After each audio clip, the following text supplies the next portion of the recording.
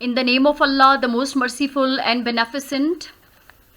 Dear viewers, I have prepared this poem for you, The World is Too Much With Us, composed by William Wordsworth. William Wordsworth जो English literature के बहुत ही और England के बहुत ही famous शायर हैं. He is known as the poet of nature. उनको कुदरती मनाजिर का शायर कहा जाता है बिकॉज ही लव्ड नेचर. उनको कुदरत से बहुत प्यार था. विलियम वर्ड्सवर्थ की बहुत सारी पोएम्स जो हैं, बहुत सारी नज़में कुदरती खूबसूरती पे लिखी गई हैं. The world is too much with us. इस दुनिया में हमारे लिए बहुत कुछ है. This world offers so many things to us to lead our lives in a better way. The world is too much with us. इस दुनिया ने हमें बहुत कुछ दिया है. बहुत सी ब्लेसिंग्स हैं, बहुत से सोर्सेज हैं इस दुनिया में जो ये दुनिया हमें ऑफर करती है. और इंसान है कि वो अपनी धुन में चला ही चला जाता है. The world is too much with us is a sonnet.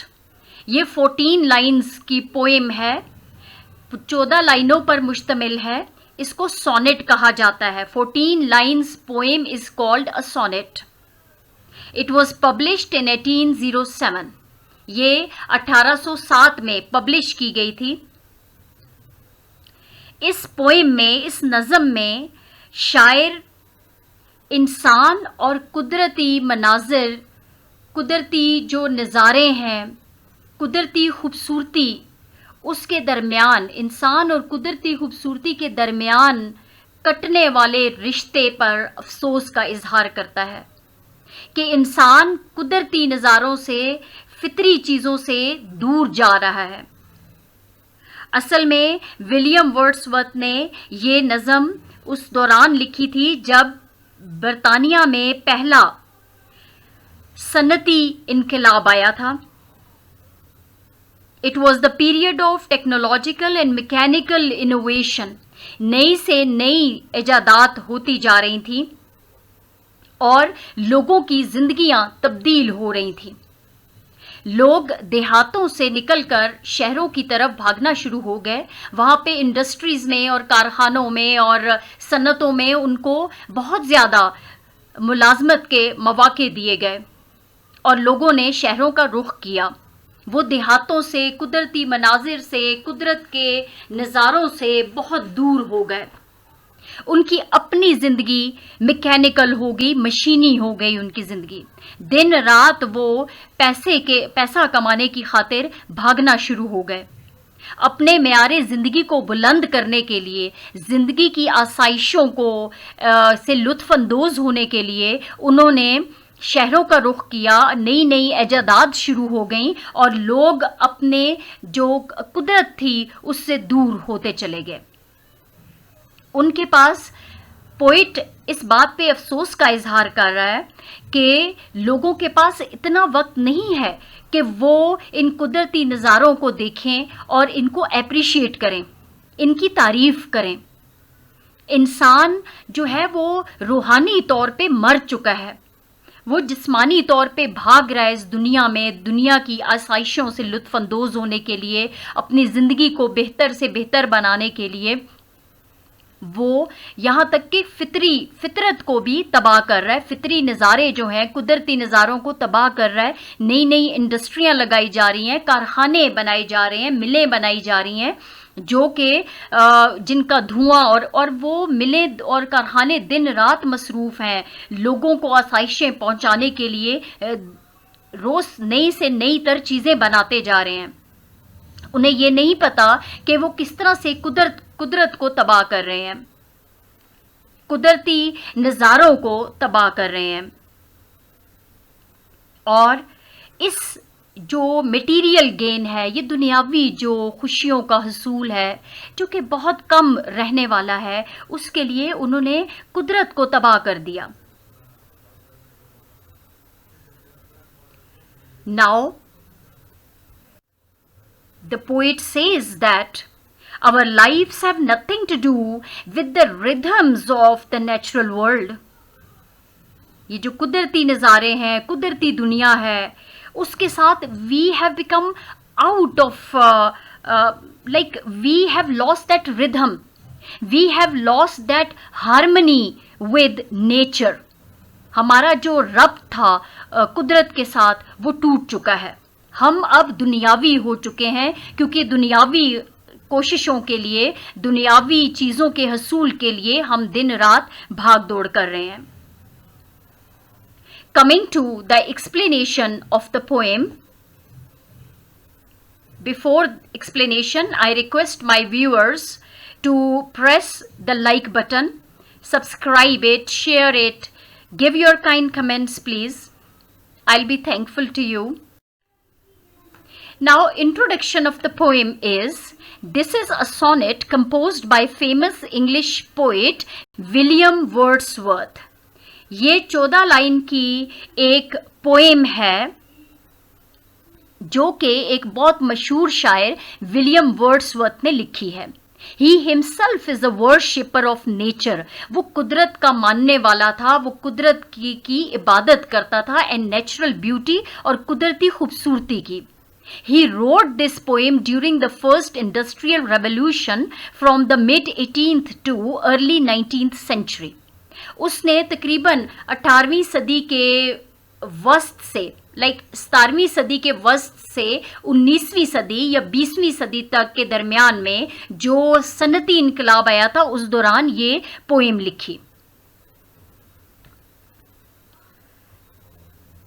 It had revolutionized the life of the Britishers. इसने ब्रिटिशर्स की जिंदगी में एक इनकलाब लाया as they were moving ahead in technological and mechanical innovation. नई से नई इजादात हो रही थी टेक्नोलॉजी के मैदान में, मशीन के जो मैदान है उसमें नई से नई इजादात बढ़ रही थी आगे। Everyone was running behind material goals, और हर कोई ये जो मादी ज़रूरियात हैं, दुनियावी ज़रूरियात हैं, उनके पीछे भाग रहा था। इंडस्ट्रीज डेवलप्ड, सनतों ने तरक्की की, and man too became material minded, और इंसान भी दुनियावी हो गया, and joined the race towards the material prosperity and financial gains, और उस दौड़ में शामिल हो गया कि वो ये पैसों की जो मटीरियल दुनियावी खुशहाली और पैसे हासिल कर सके, जितना ज़्यादा हो वो पैसे कमा सके इन हिज सेल्फिश परसूट्स, और अपने इन्हीं ज़ाती मकासद की वजह से ही lost his connection with nature,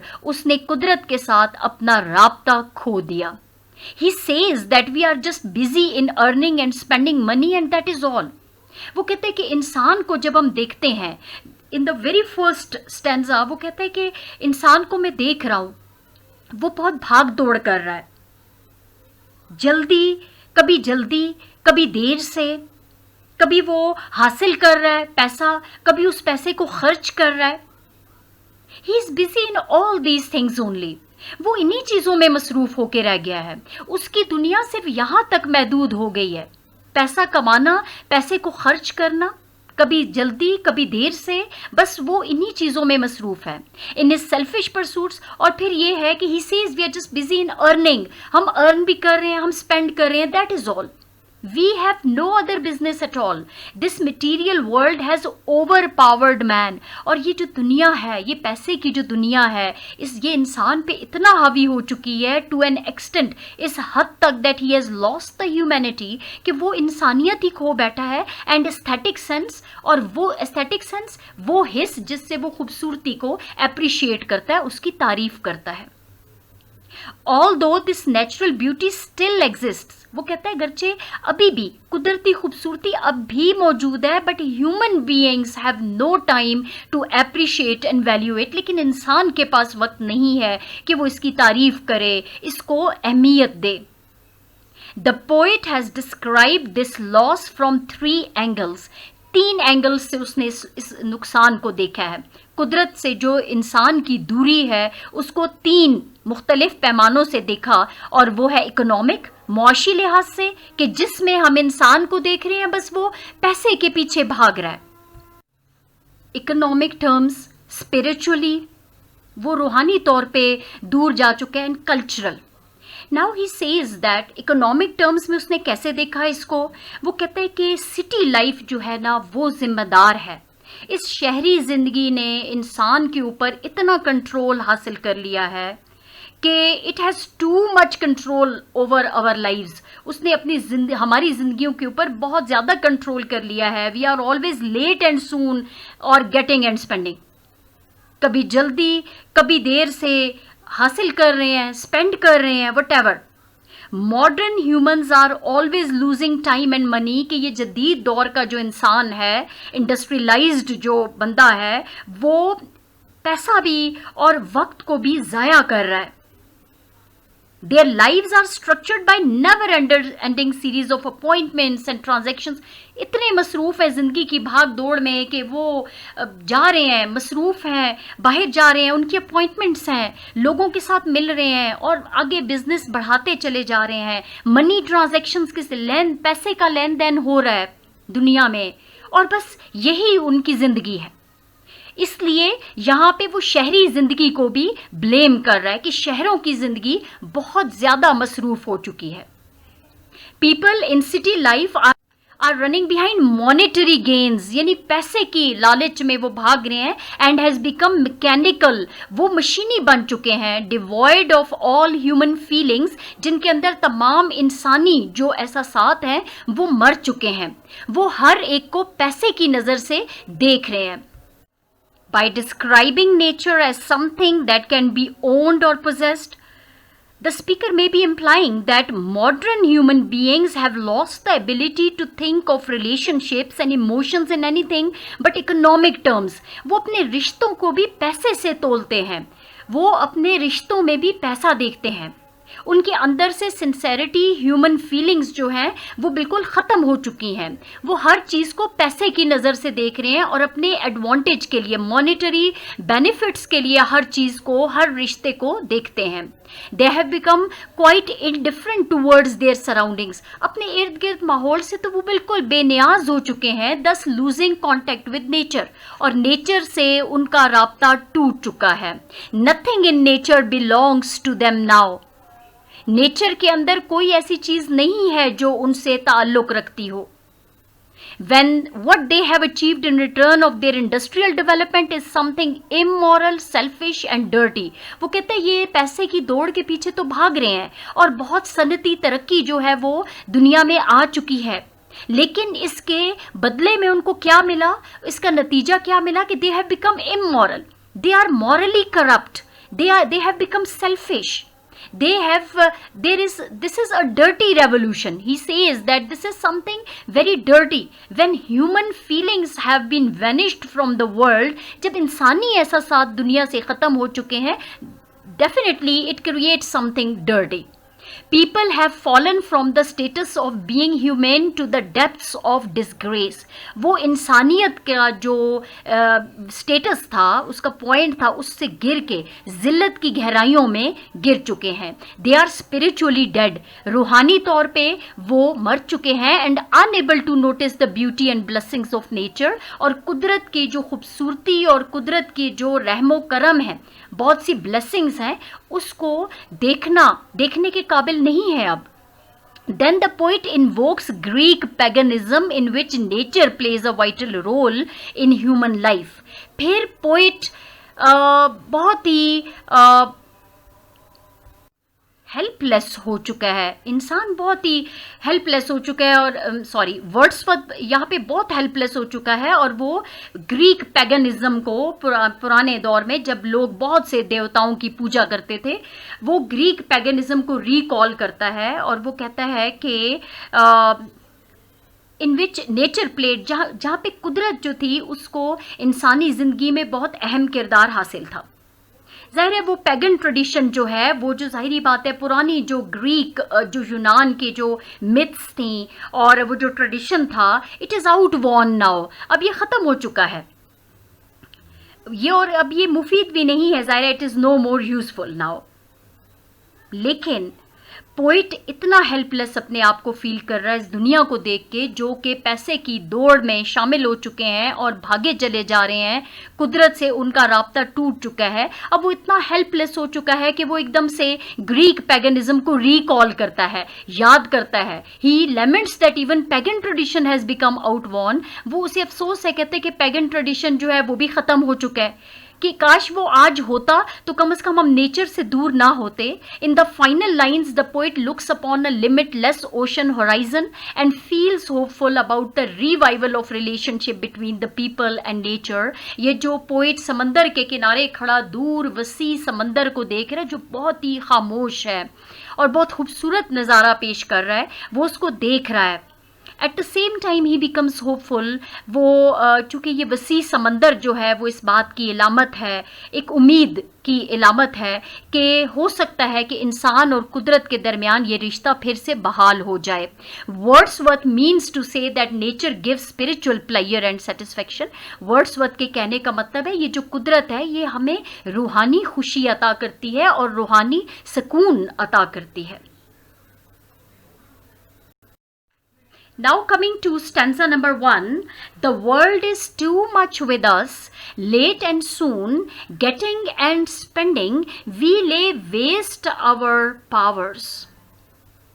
कहता है कि ये दुनिया जो है इसने हमारे ऊपर बहुत ज़्यादा काबू कर लिया है। इसके अंदर इतना कुछ है इस दुनिया के अंदर कि हम इस दुनिया के अंदर खो चुके हैं। In fact, the poet is talking about the industrialized world, modern life, modern lifestyle। वो असल में ये सन्नती तरक्की की दुनिया की बात कर रहा है जिसने दुनिया में इनकलाब लाया है। लोग तरक्की की दौड़ में शामिल हो चुके हैं, लोग पैसे के पीछे भाग रहे हैं, तो वो कहते हैं the world is too much with us. It has overpowered us. It has controlled our life to a large extent. इसने बहुत हद तक हमारी जिंदगियों को कंट्रोल कर लिया है। Late and soon, getting and spending, we lay waste our powers. And what is the man busy in? इंसान किस चीज में मसरूफ है? कभी जल्दी कभी देर से। He is busy in getting. He is being paid. उसको काम के बदले तनख्वाह मिलती है, मुआवजा मिलता है। Then he spends it to raise the standard of his life. फिर इसको खर्च कर देता है अपनी ज़िंदगी में आसानियाँ लाने के लिए, आसाइशें लाने के लिए। और वो कहता है कि we lay waste our powers. And in this pursuit of happiness, in this quest for the material gains, we are wasting our spiritual and physical powers. हम अपनी रूहानी और जिस्मानी जितनी भी तवानाइयाँ हैं उनको इसी चीज़ पे खर्च कर रहे हैं, just for the sake of material gains. Little we see in nature that is ours. और कुदरत की तरफ हम पहले तो देखते ही नहीं हैं, और कुदरत की तरफ अब हम देखें भी तो कुदरत ने हमारे कुछ भी ऐसा नहीं है जो जिसे हम अपना कह सकें, क्योंकि हमारे पास वक्त ही नहीं है कुदरत के नज़ारों की तारीफ करने का, कुदरत में जाके जहनी सुकून, जहनी और रूहानी सुकून हासिल करने का हमारे पास वक्त ही नहीं है।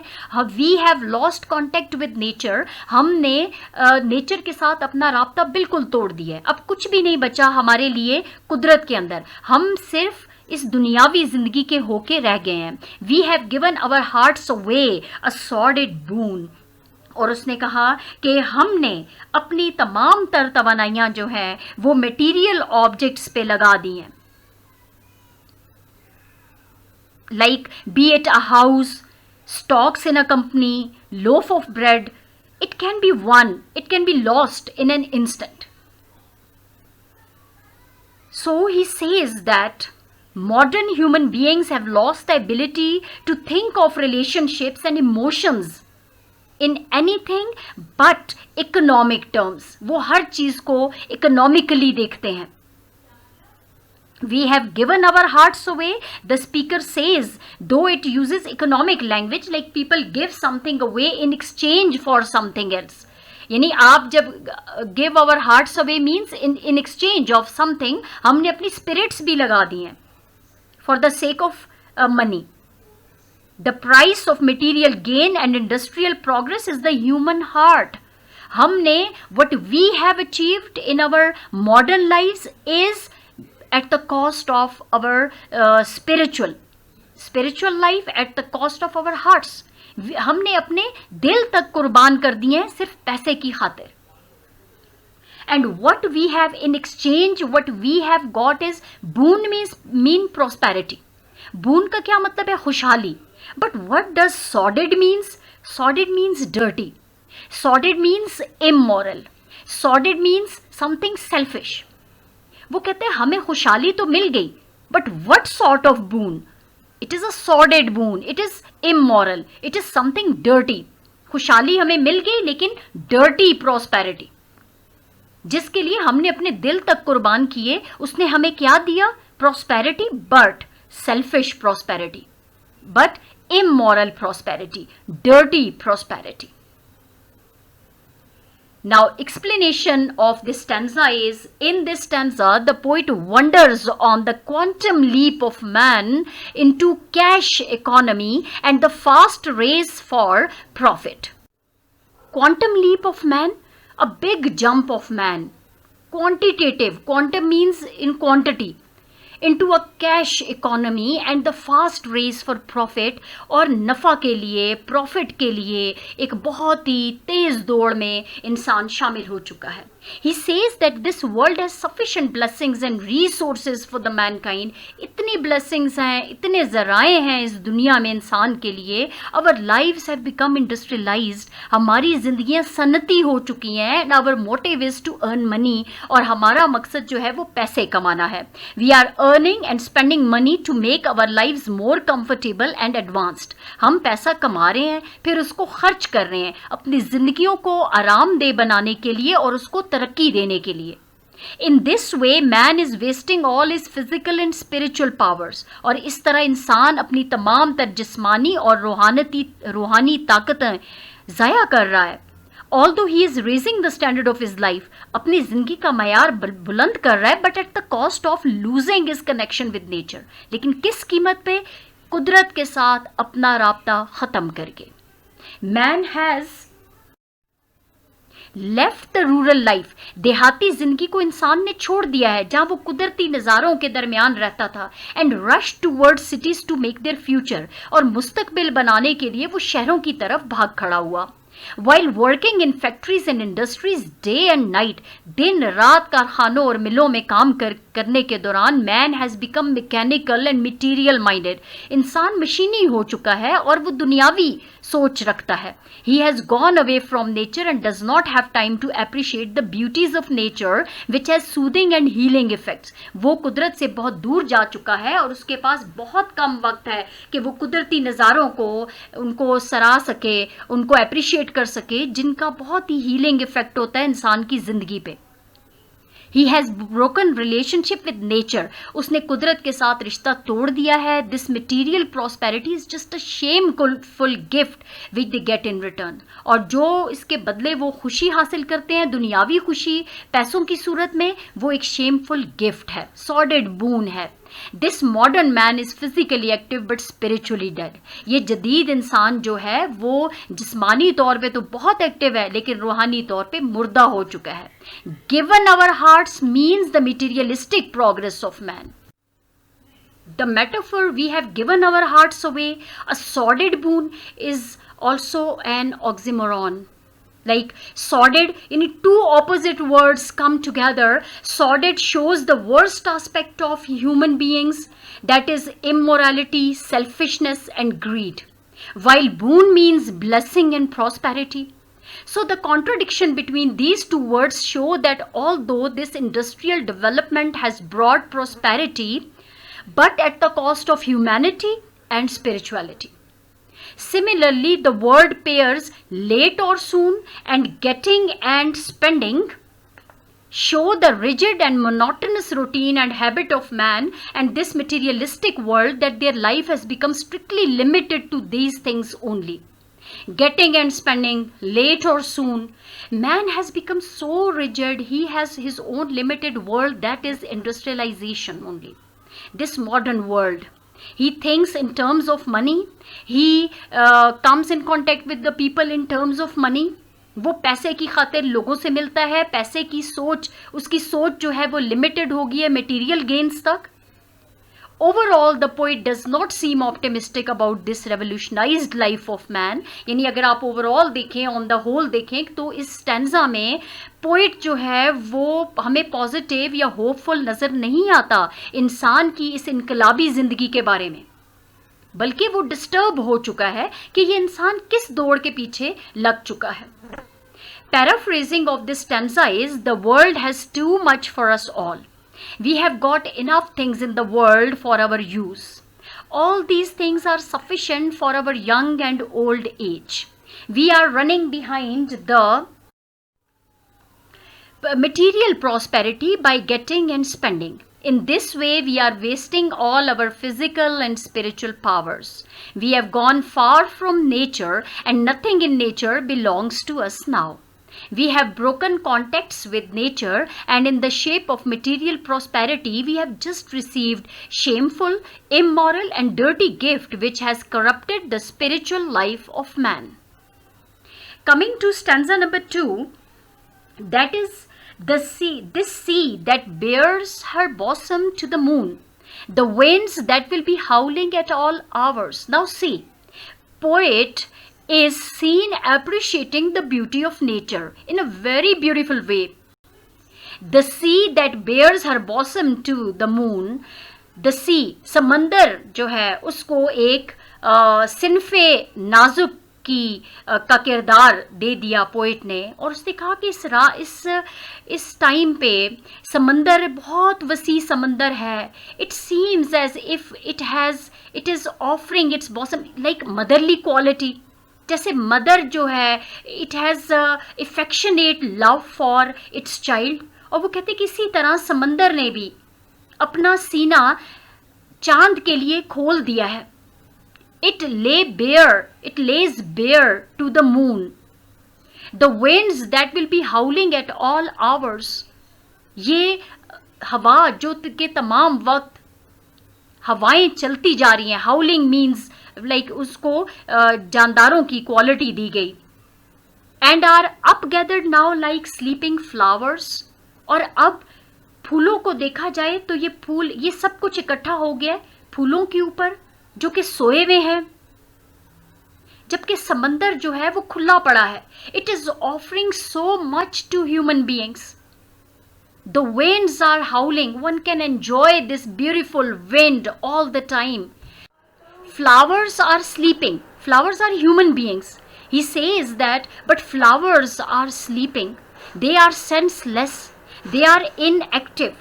They don't notice this beauty of nature. For this, for everything, we are out of tune. Human beings have lost rhythm with nature. Now he says that in this stanza the poet shows the beauty of nature वो at its peak. अब देखा जाए तो खूबसूरती अपनी बुलंदी पर है. How beautifully he describes the calm and quiet sea by giving it a feminine quality. उसको एक औरत की क्वालिटी देकर सी को पर्सोनिफाई कर रहा है, उसको एक औरत के तौर पे पेश कर रहा है. विद हर अफेक्शनेट लव, जिसके अंदर बहुत ज़्यादा प्यार भरा हुआ है. The vast expanse of the sea in the moonlit night seems as if its beautiful heart is inviting moon towards it. कि जैसे इसका खूबसूरत दिल चांद को दावत दे रहा है.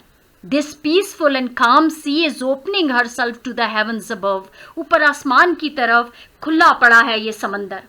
The sound of the rushing wind could be heard throughout. और हवा, चलने वाली हवा की आवाज़ मुसलसल सुनाई दे रही है.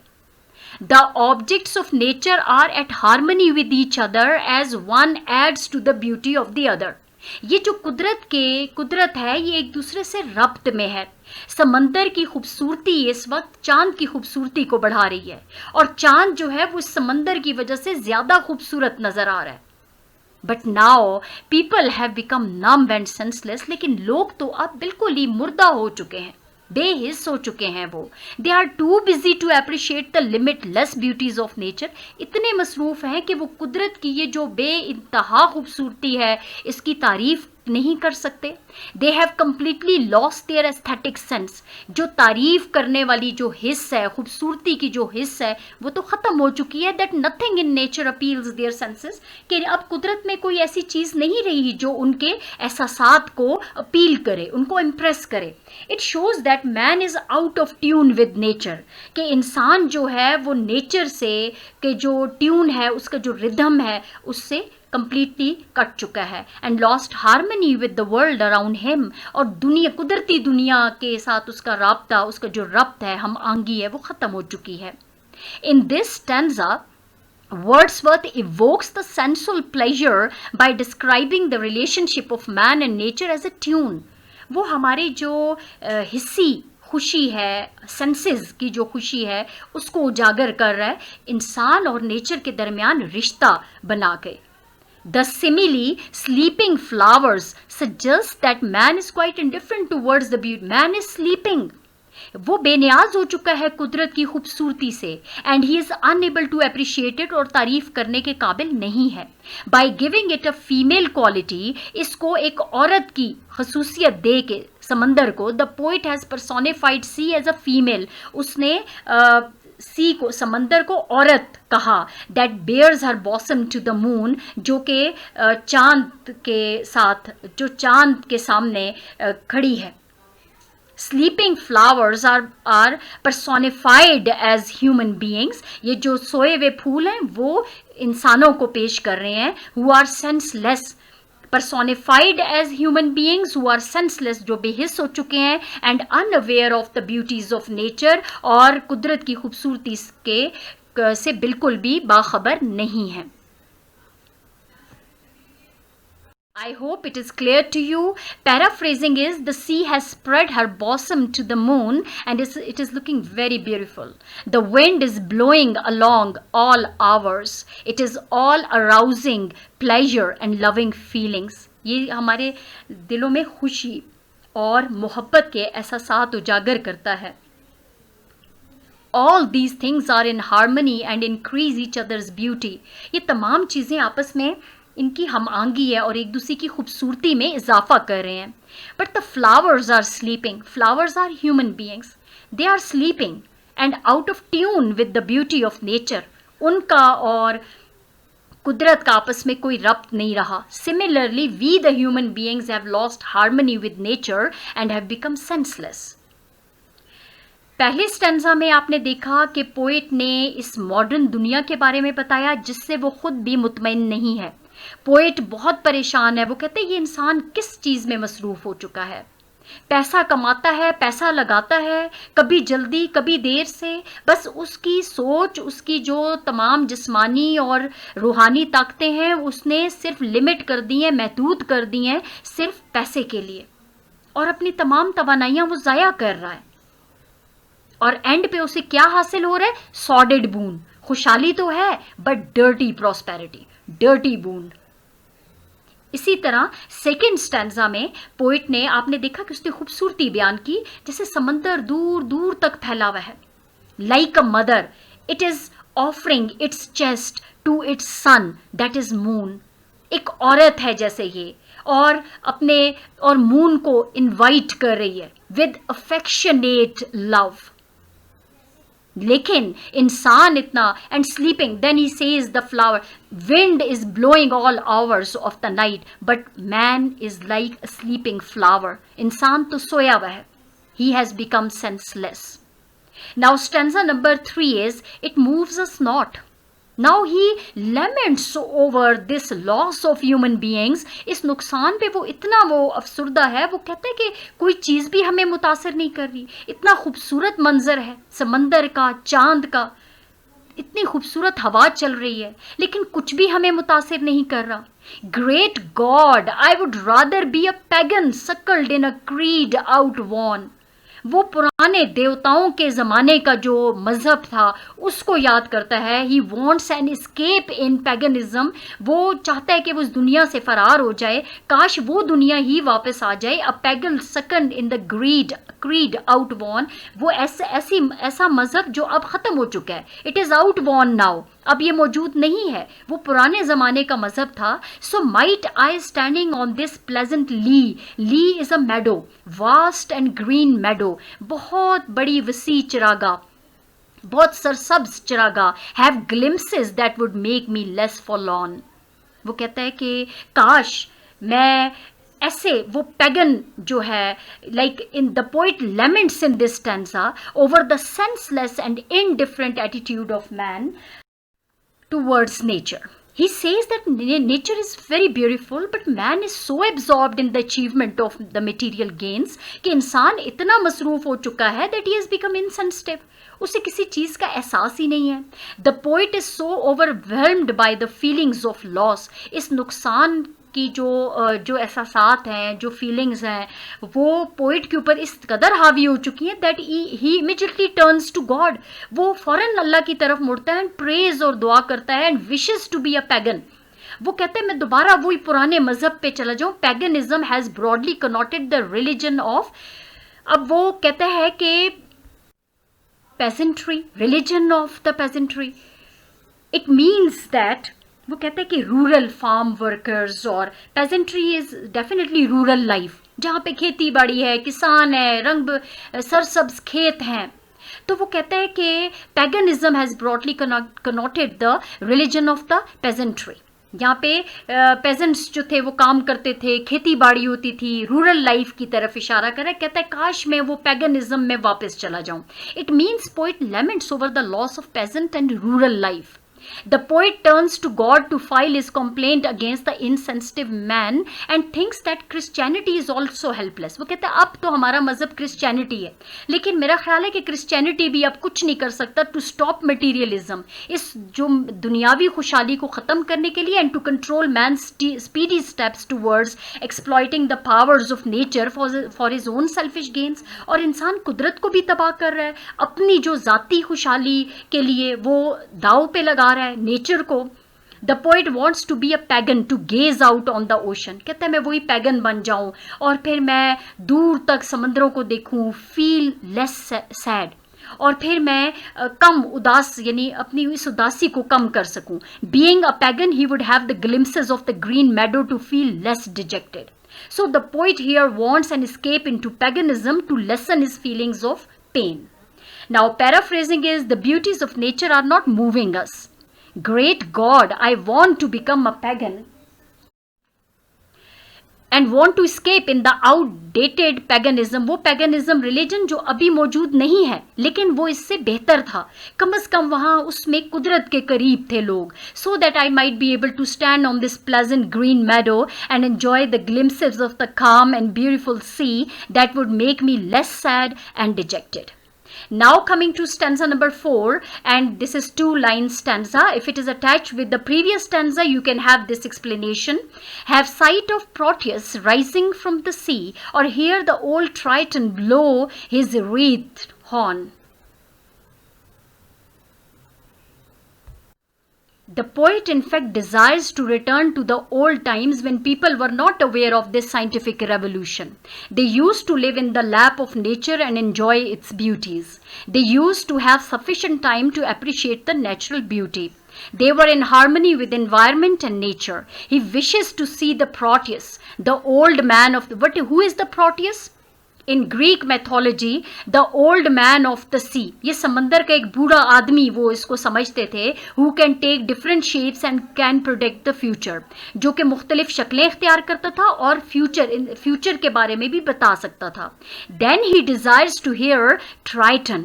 ट्राइटन भी ग्रीक मैथोलॉजी में the son of Neptune, the sea god, ये भी सी गॉड था, who has the power to calm the seas with his conch shell horn, जिसकी अंदर ये ताकत थी कि वो समंदरों के तूफान को बिल्कुल खामोश कर देता था. उसके ऐसे सींग होते थे, कॉन्च शेल हॉर्न, वो जो कि वो सींगों के ज़रिए. Triton, the son of Neptune, the sea god, who has the power to calm the with his conch shell horn. उसके ऐसे सींग थे जिनके अंदर से आवाज़ आती थी लाइक अ ट्रम्पेट. वो ऐसे बजाता था कि पूरा समंदर जो था वो खामोश और पुरसुकून हो जाता था. He hopes that These may help in reawakening the spirits of the people. काश वही पैगनिज्म वापस आए, वही सी गॉड आ जाएं कि जो लोगों की जो रूहें हैं उनको दोबारा से जगा दें. He had lost hope in Christianity. Poet is hopeless here. उसने ईसाइयत में अपनी क्रिश्चियनिटी का जो रिलीजन है उससे उम्मीद छोड़ दी है that could revive connection between man and nature, जो कि इंसान और कुदरत के दरमियान जो राब्ता है उसको दोबारा बहाल कर सकता है. The poet seems quite hopeless regarding the present situation of man who in the race of materialism and industrialisation went out of tune with nature and spiritualism. इंसान ने कुदरत से और रूहानियत से अपना रिश्ता तोड़ दिया है. Paraphrases, I wish to return to the old times to have the sight of Proteus, that is sea god who suggested the constantly changing nature of the sea and could foretell the future, rising from the sea to save men by stopping the tide of materialism. Or he wants to hear the old Triton, the son of Neptune, who has a power to calm the sea with his conch shell horn. Now, question number 1 is, what is the theme of The World is Too Much With Us and how it is developed in the poem? The theme revolves around one thought that man has gone away from nature. The industrialized world has outdated the rustic life and man has become money-minded. This theme has been developed throughout the poem that we are wasting our physical and spiritual powers in order to gain material prosperity. Although nature is at its peak with beautiful vast sea, exposing herself to the heaven above, wind is blowing but man is sleeping, careless and senseless, and nothing in nature could inspire man. He is out of tune with nature. This is the theme. What is the tone of the poem The World is Too Much With Us? लेकिन आपको पता है, जब आपने देख लिया कि poet बहुत डिजेक्टेड है, बहुत उदास है, बहुत परेशान है, इसी वजह से कि इंसान क्यों इतना मटेरियल माइंडेड हो गया. So the tone of the poem is very gloomy, pessimistic है, होपलेस है, and that of wailing and mourning. ऐसा लगता है जैसे रोने की आवाज़ें या किसी चीज़ पे मातम करने की आवाज़ें आ रही हैं. The poet throughout the poem laments over the man's loss of contact with nature. So one must feel. The tone of the poem is elegiac, like it is elegy, like someone is mourning the dead. कोई मर चुका है और उस पे मातम किया जा रहा है. He uses the word forlorn for himself, which shows that he is highly depressed and dejected. The sad tone prevails throughout over the loss of nature. Question number 3 is, what has made people insensitive to the beauty of nature? The development in the fields of science and technology since the 17th century had revolutionized the life of people. Everyone is running behind material goals. Industries developed and man too became material minded and joined the race towards the material prosperity and financial gains. In his selfish pursuits, he lost his connection with nature. He is just busy in earning and spending money, and that is all.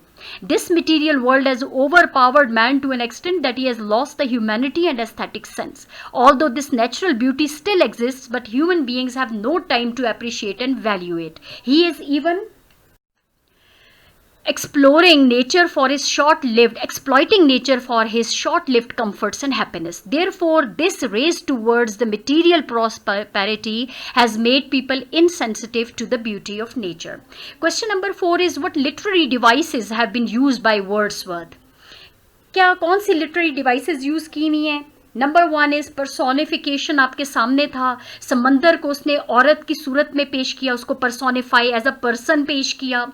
Winds, हाउलिंग winds जो है, winds कभी howl नहीं करती, but it has been presented. Sleeping flowers make human beings, they are presenting human beings.